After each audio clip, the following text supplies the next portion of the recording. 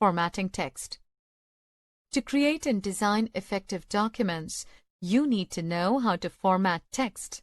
Formatted text can emphasize important information and help organize your document. In Word, you have many options for adjusting the font of your text, including size, color, and inserting special symbols.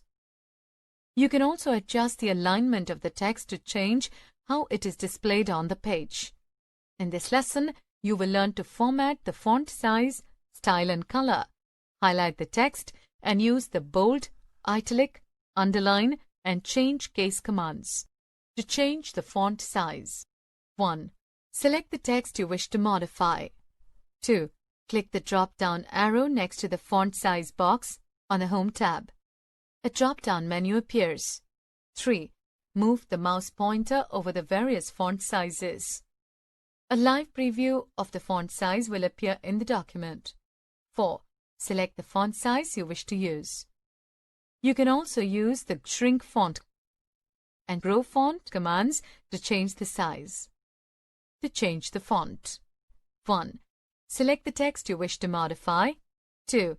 Click the drop-down arrow next to the font box on the Home tab. The font drop-down menu appears. 3. Move the mouse pointer over the various fonts. A live preview of the font will appear in the document. 4. Select the font you wish to use. The font will change in the document. To change the font color. 1. Select the text you wish to modify. 2. Click the Font Color drop-down arrow on the Home tab. The Font Color menu appears. 3. Move the mouse pointer over the various font colors. A live preview of the color will appear in the document. 4. Select the font color you wish to use. The font color will change in the document. Your color choices aren't limited to the drop-down menu that appears. Select More Colors at the bottom of the list to access the Colors dialog box.